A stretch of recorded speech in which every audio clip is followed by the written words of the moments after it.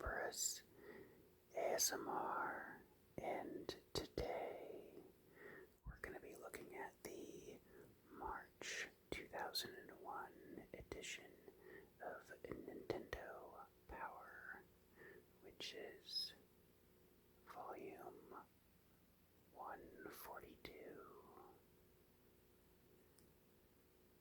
And in this edition, there is a preview of the new Zelda games, along with a guide for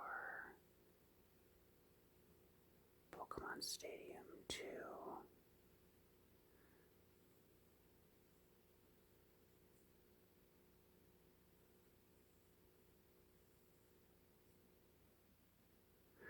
And it also has the nominations for the 2000 Power Awards.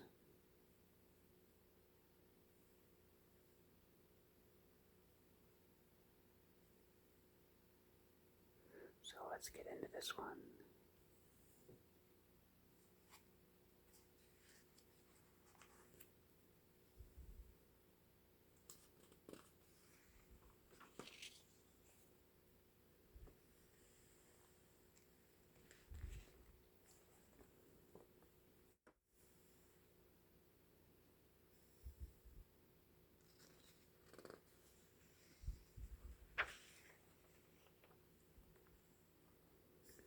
So, as always, first up we have the player's pulse. And this is kind of interesting because recently in Nintendo Power they switched over to a star system, and a lot of people did not like that, talking about how in the old system you could have a game with a rating of a 7.7 or an 8.3, but in the new system they would both be at 4 stars. And the answer from Nintendo Power is that in their view there's not much of a difference between an 8.9 and a 9.2. And by rating both games 4 stars, it more accurately describes our belief that both games are of high quality and worth a look. So it's interesting to me that even decades ago there was such a high focus on a numerical number, and even simplifying that to be a more broad star ranking upset people. But good on Nintendo Power at the time for at least addressing it.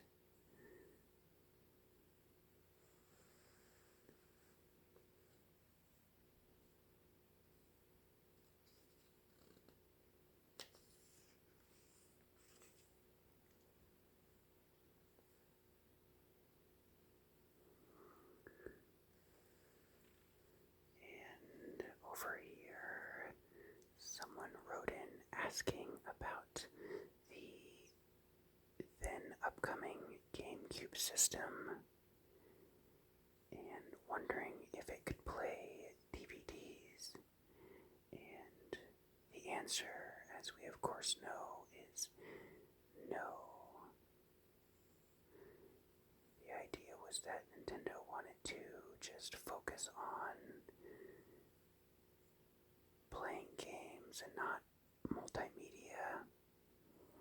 But of course this gave Nintendo an opportunity to have proprietary discs, which I think they probably liked having more control over that new medium.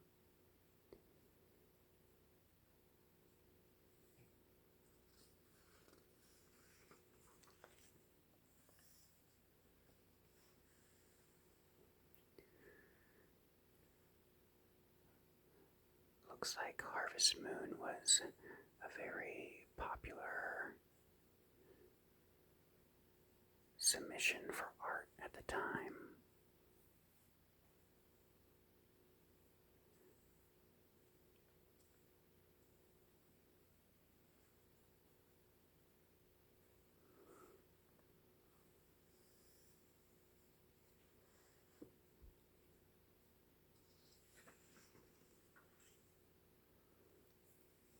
And then following up a little bit from some of the sneak peeks from last month, there was more and more hype about the upcoming Game Boy Advance.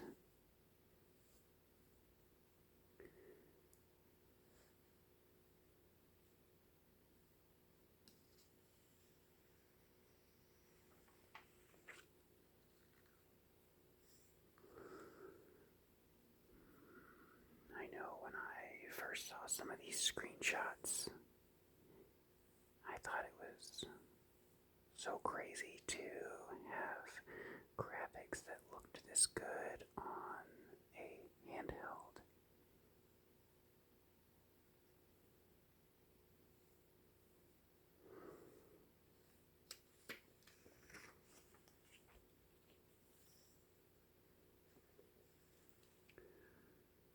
And this is interesting. Down here, we have a little blurb on Animal Forest. And this was a game for the N64, but of course we know now that Animal Forest became Animal Crossing, that was eventually released on the GameCube in North America.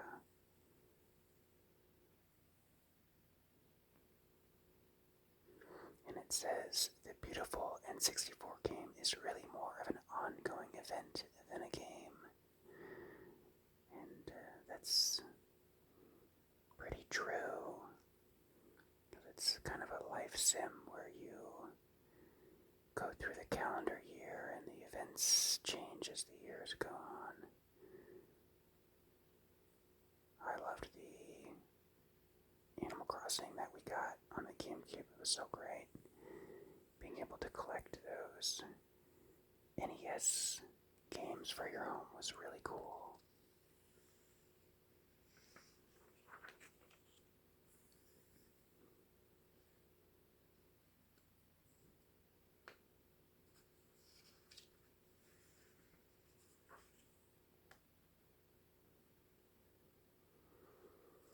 Okay, here we have that guide on Pokémon Stadium 2. And I showed this in my N64 collection video, but I wanted to highlight again the Pokémon Stadium 2 cartridge because it has this really awesome dual color cartridge of the gold side and the silver side, and it has a bit of a shiny cover sticker. Just a really unique N64 cartridge.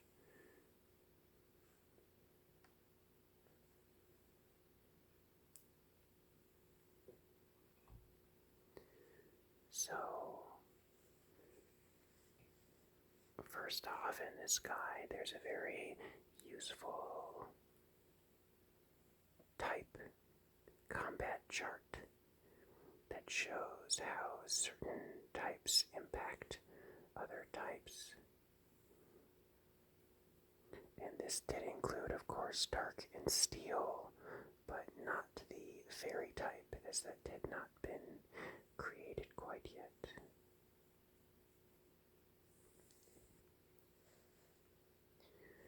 And there's an explanation on raised Pokemon versus rental Pokemon, and how you typically would want to raise them because they would usually have better stats and you could thought were better for the battles that you were going to go in.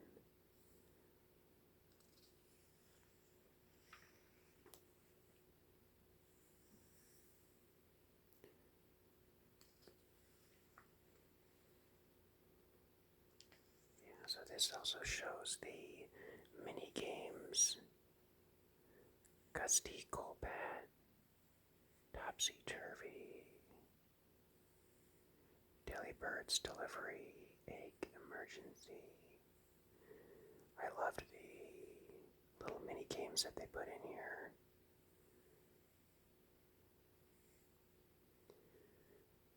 Okay, so 7 is just the number in the guide here, but obviously you have more than 7 here.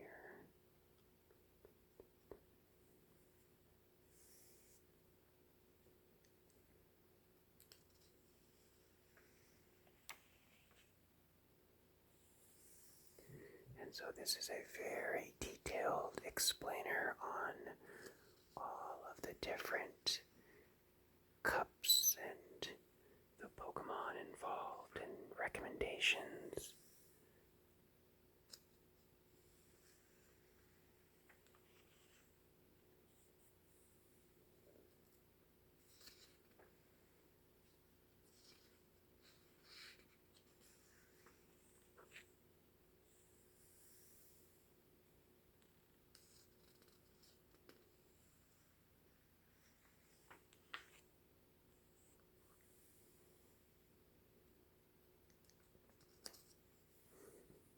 A screenshot of Persian right here.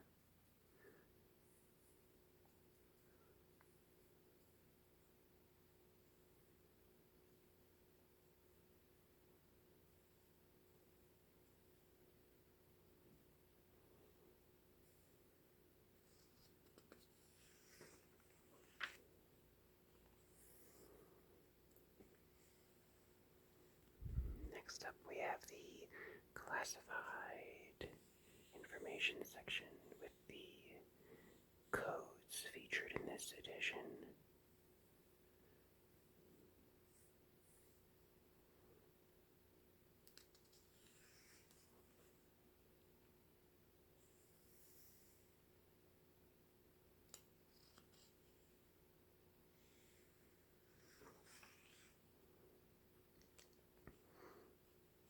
Okay, as another follow-up from last month's issue of Nintendo Power, we have the big conclusion to the Paper Mario guide that they started last month.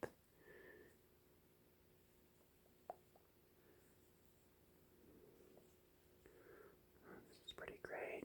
Bomb's about to go off, and Mario's plugging his ear, and Peach is just watching and smiling.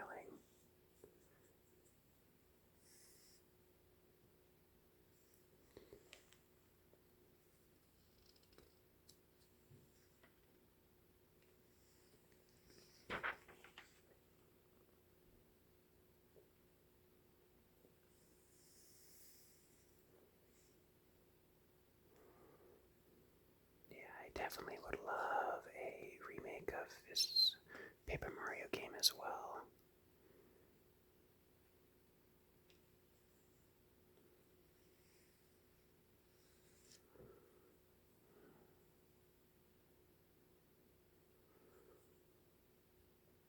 So that more people could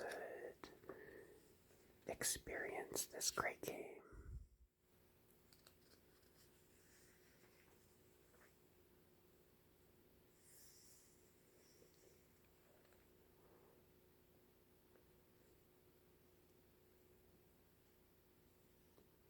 One, two, three, four.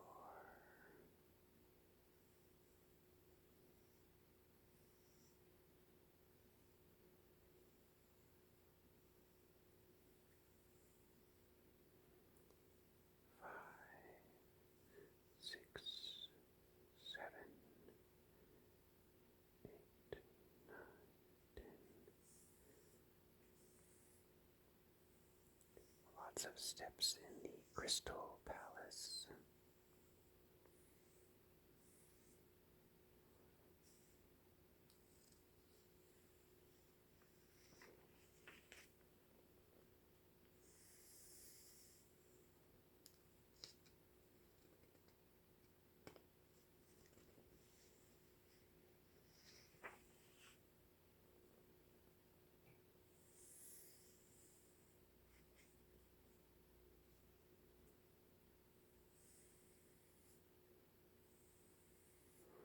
So here it says that even though you may have defeated Bowser, there are still tons of things to do and collect, which adds extra gameplay time.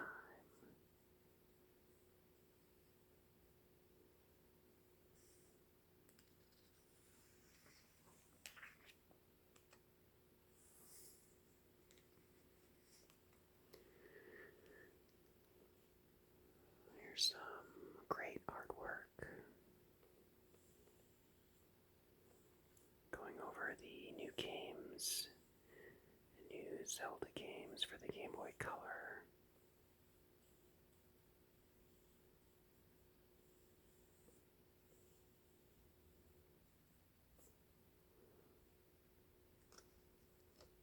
And it comes with a pretty cool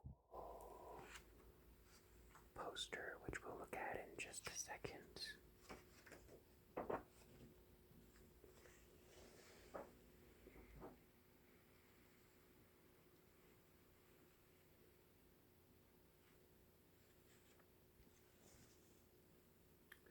Is this supposed to be Luigi?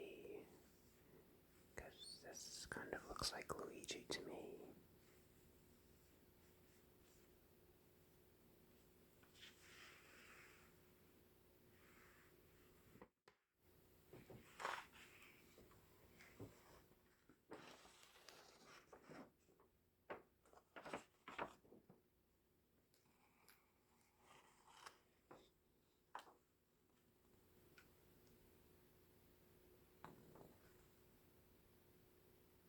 The Legend of Zelda, Oracle of Seasons.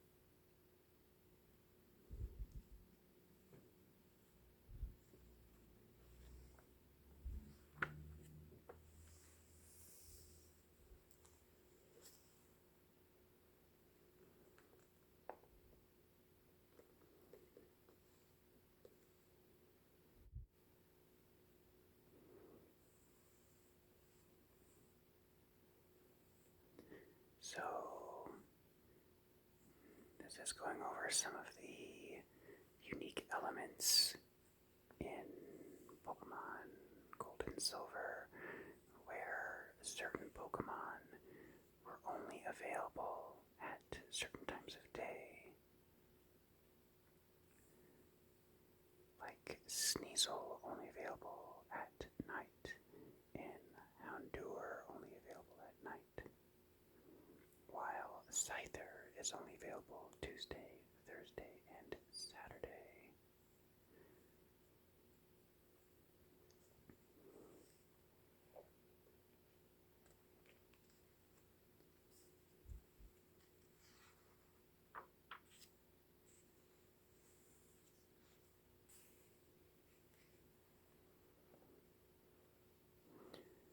Pokemon Gold and Silver also introduced the egg mechanic and egg moves. And over here, this was crazy to me at the time because you could hold items in battle, and one of the most famous is the item Leftovers, which would heal you a little bit every turn. And was like the coolest thing that you would auto heal every turn without having to use a move like recover.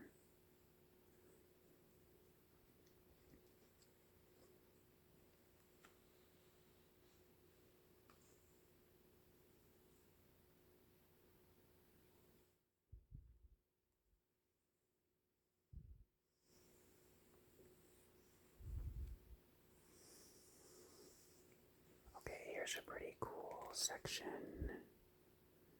This is the Nintendo Power Awards nominations.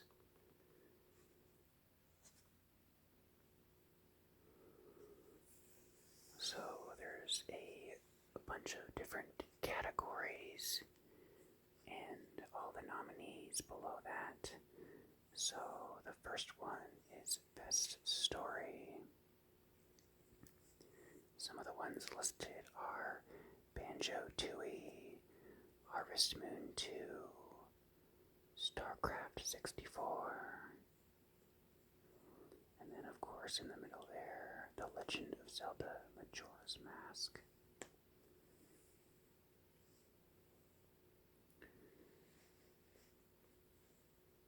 Most innovative, Hey You Pikachu is listed, which didn't really work that great, but it was a pretty cool innovation.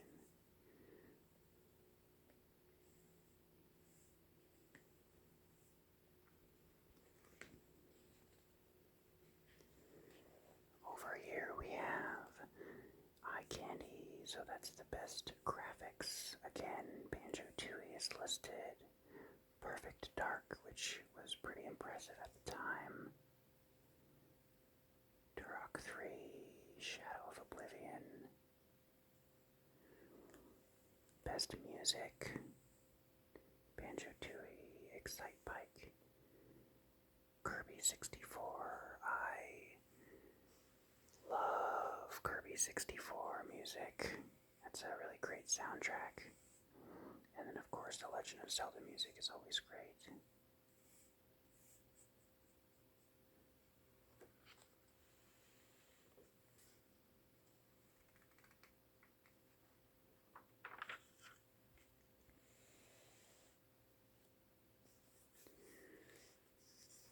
Best sound. Okay, we're gonna have to see if Banjo-Tooie is ever not listed. Majora's Mask, Ridge Racer 64. Best minigame / mode.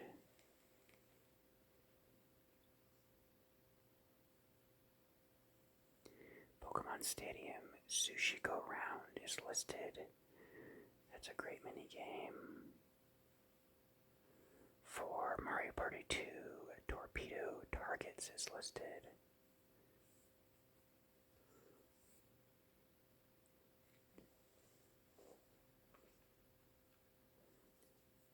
Best gameplay variety. Let's see. A lot of similar nominees. We do have Rugrats in Paris, which I'm not familiar with.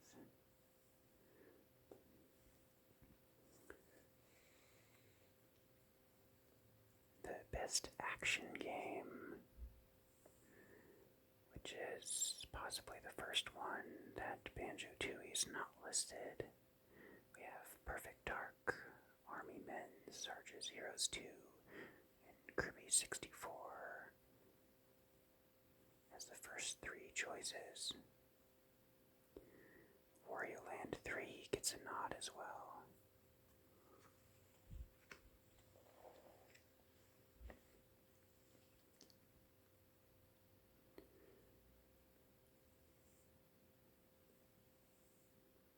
So, best sports games.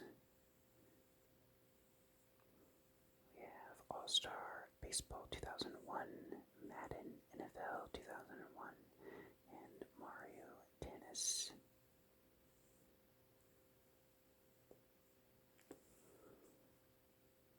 Best multiplayer.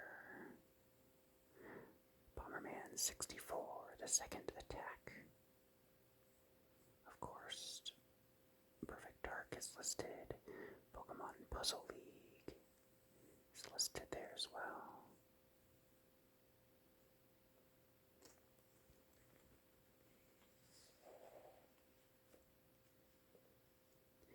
Best RPG strategy game, we have Dragon Warrior 1 and 2, Harvest Moon 2, Heroes of Might and Magic, and then my personal favorite, Pokemon Gold and Silver.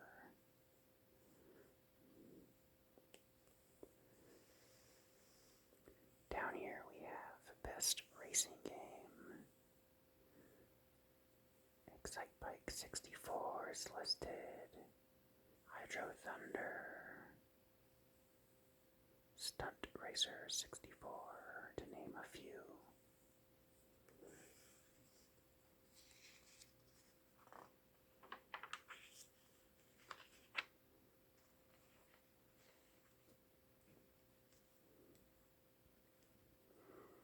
Best Adventure Game, of course, Banjo-Tooie returns to the lists.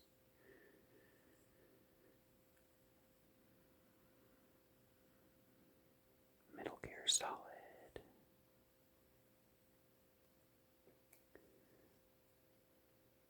Best Puzzle Game, Bust-A-Move Millennium. Magical Tetris Challenge. Pokemon Puzzle Challenge, Pokemon Puzzle League. Best Pokemon Game. You can only pick one. I don't think Hey Pikachu should win that game, or that category. So we have Gold and Silver, Puzzle Challenge, Puzzle League, Stadium, and the Trading Card Game. I would say Gold and Silver for me, even though I really loved Pokémon Stadium as well. What is your favorite Pokemon game from this list?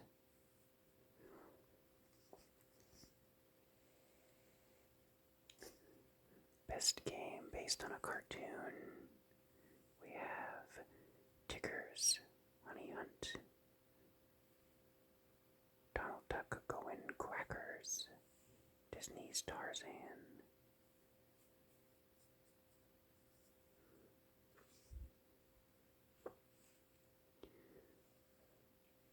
Pretty big difference between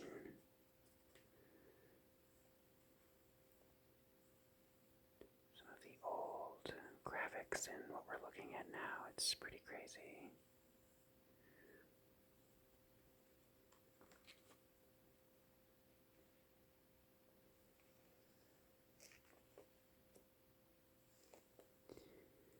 Coolest weapon, power-up, or move. We have Banjo-Tooie, Clockwork, Kazooie Eggs, Kirby 64, Refrigerator Kirby, which is a very interesting move, but not really the most practical. In Majora's Mask, we have the Fierce Deity's Mask.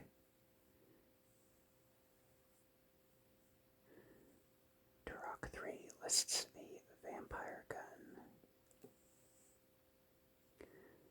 Best New Villain, Banjo-Tooie. There's a couple listed from Banjo-Tooie. Mario Tennis is Waluigi as the new villain. That's funny. And in Pokemon Gold and Silver, it says the rival. I don't know if I would necessarily consider that a new villain.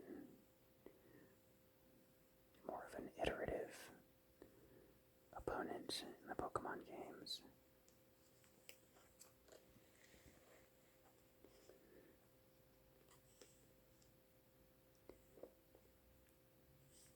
Strangest new character, Banjo-Tooie, Wumba.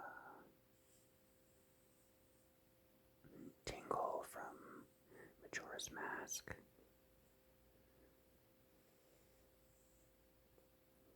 And the legendary beasts from Gold and Silver. Lost in the Shuffle, most overlooked game.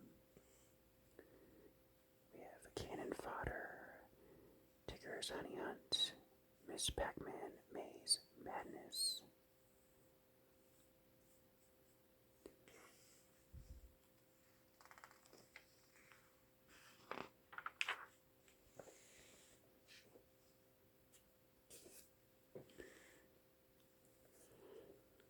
Coolest rides. We have Banjo-Tooie, the washing machine, Perfect Dark, the hovercopter.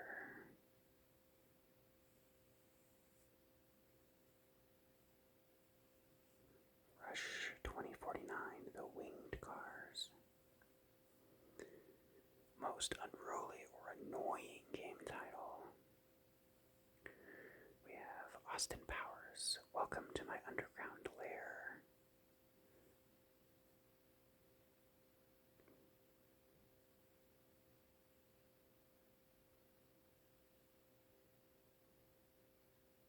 Okay, I had to reread this. So,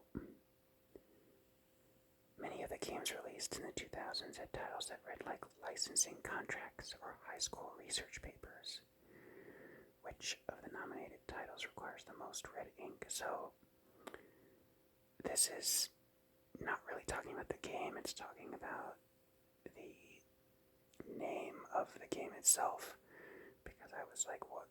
Kirby 64, the Crystal Shards. First of all, that's not even really that long, and that game is awesome, so I don't know, it's kind of a weird category. I think they're just trying to make fun of some of these long games. Like Walt Disney's The Jungle Book, colon. I mean, it just gets a little silly. So, yeah, kind of a weird category, but they saved it to almost the end.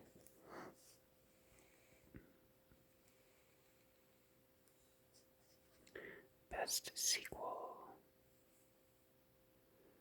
Banjo-Tooie, Legend of Zelda, Mario Party 2, Gold and Silver. And we have the guiltiest pleasures down here. So we have in Banjo-Tooie, you have driving the van over enemies. And in Disney Presents Stickers Honey Hunt, you have the minigame Pooh Stick, which is not really what it sounds like. That game was recently featured in a Games Done Quick. Excitebike 64, purposefully riding over the cliff in a Pikachu, just yelling at Pikachu, which is probably something people just did out of frustration more than for fun. Mario Tennis, returning the ball into an opponent's face.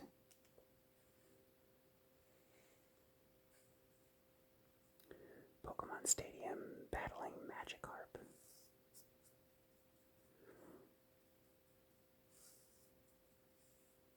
It's interesting, since nowadays there's a lot of strategies using Magikarp in the move Flail. So Magikarp can, if it's set up properly, it can sweep teams. So that's pretty funny to me.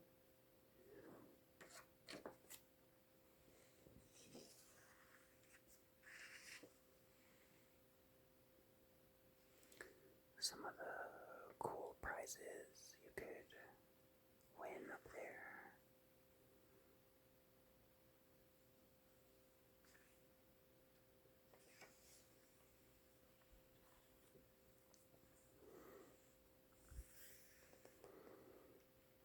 So here we have the Counselor's Corner.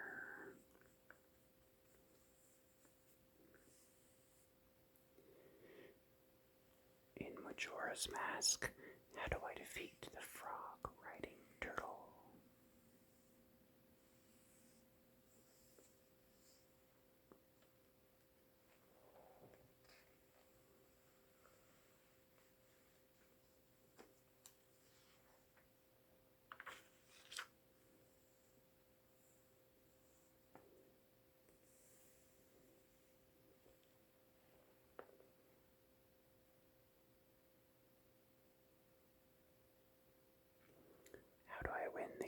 to spell Chicky.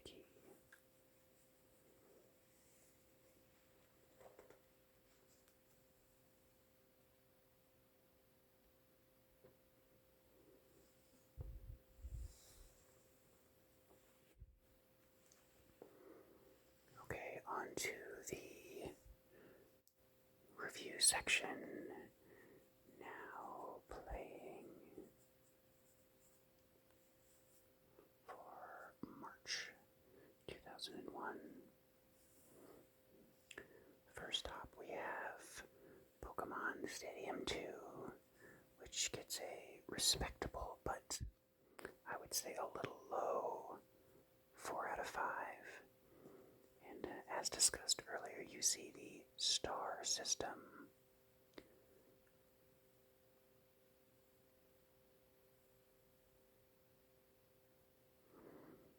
So Jenny is one of the people who gave it 4 stars and said that if you think the Pokemon games are easy, this will change your mind. Which, that's not really necessarily a bad thing, I would think.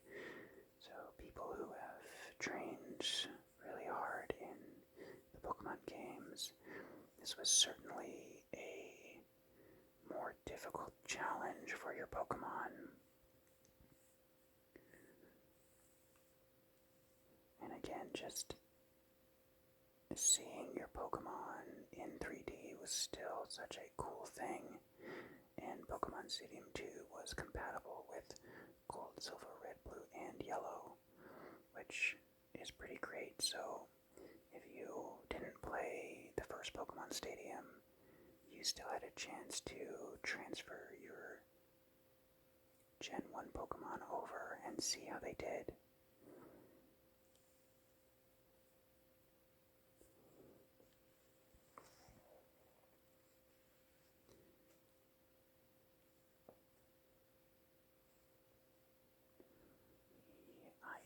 Chronicles gets a 3 out of 5 overall, and maybe surprising or not surprising, I haven't played this game, but it did get a 4.5 out of 5. Disney's The Lion King, so that's pretty impressive. Calling out that it's a good-looking, engaging, light-hearted game, so very interesting that this game as a kind of licensed material got such a high score.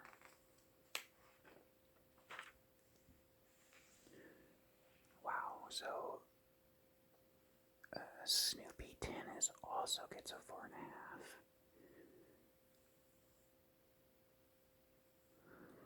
Scott is one of the lower ratings and gave it a 3 and said that he'd rather have the dogfight with Snoopy piloting. Yeah, flying against a Red Baron would have been cool. I think that game eventually did happen, though.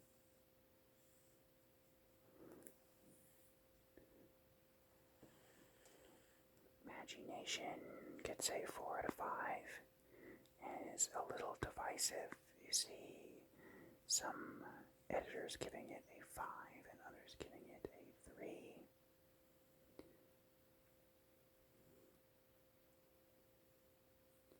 Let's see. Alan, who gave it 5 stars, says it's beautiful and tons of fun. But one of the lower ratings says that while it looks nice, you might suddenly realize there's nothing new behind all the design and attitude. It's a decent game, though, says Drew.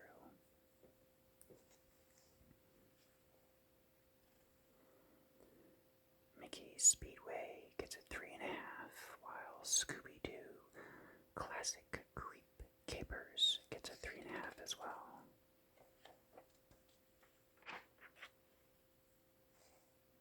Tech Deck, a 2.5.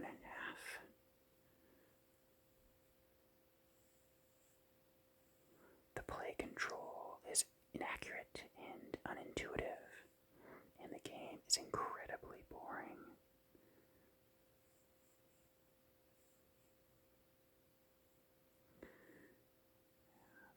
seems like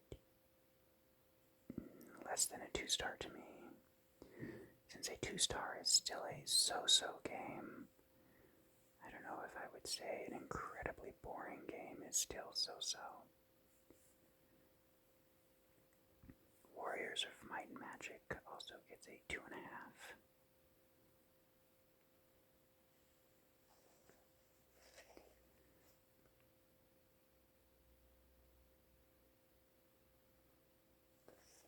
Dexter's Laboratory Robot Rampage, a 3 and a 5. Did anybody else watch Dexter's Laboratory?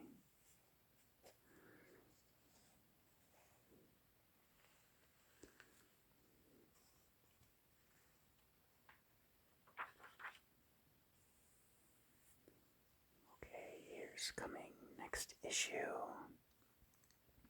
The big picture looks like it's going to be more details on the Game Boy Advance, along with Mario Party 3, Dr. Mario 64, and Kirby's Tilt and Tumble. Very excited to talk more about that game.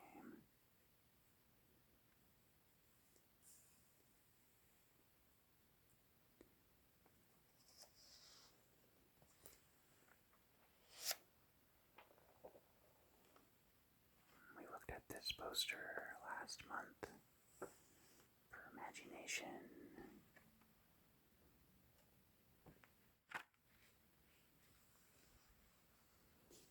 And that wraps up another edition of the Nintendo Power magazine. I hope you thought this was relaxing and a little blast from the past.